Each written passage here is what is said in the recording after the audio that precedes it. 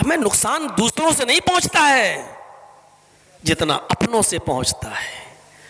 ऐ चश्मे अश्क बार जरा देख तो सही, ये घर जो जल रहा है कहीं तेरा घर तो नहीं। इलेक्शनों में भी अपनों से नुकसान पहुंचता है।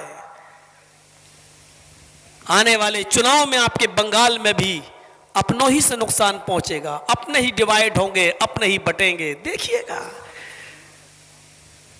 और बंगाल में एक साहब आए और घूम के चले गए, पूरा माहौल खराब कर गए और पहले ही भविष्यवाणी कर गए कि बंगाल में 200 सीटें आएंगी हमारी।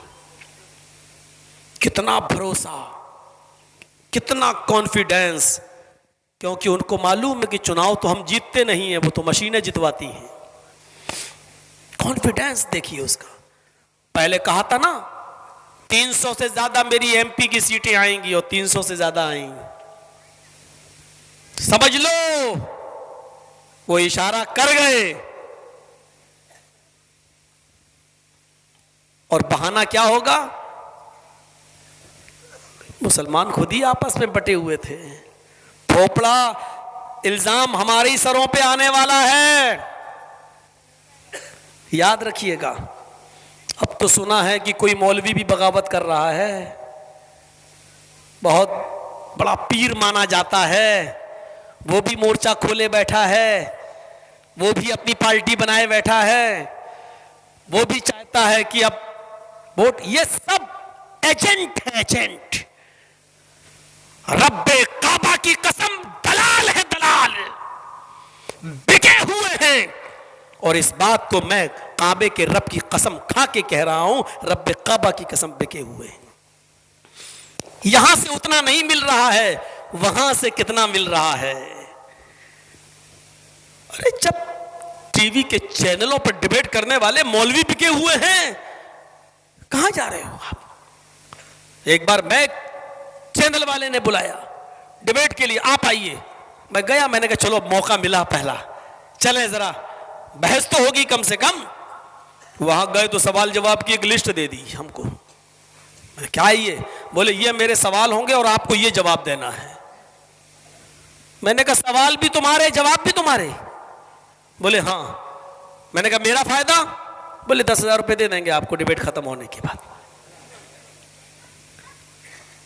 10,000 रुपए हम आपको डिबेट खत्म होने के बाद दे देंगे।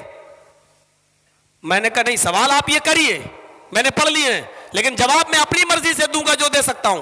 बोले नहीं, तब आप जाइए। मैं चला आया। अब आप अंदाजा लगा सकते हैं, सवाल भी इनके, जवाब भी इनके। अब सुनिए, जितने भी आपके टीवी चैनलों पर डिबेट पे जितने भी आपको मुल्ला मौलवी दिखे, आप समझ लेना कि ये बिके हुए लोग हैं। 5,000 और 10,000 रुपए इनकी कीमत है। ये सवाल का जवाब वही देते हैं जो हुकूमत चाहती है, जो चैनल चाहते हैं, जो इस देश का प्रधानमंत्री चाहता है, ये वही जवाब देते हैं, बिल्कुल वही जवाब।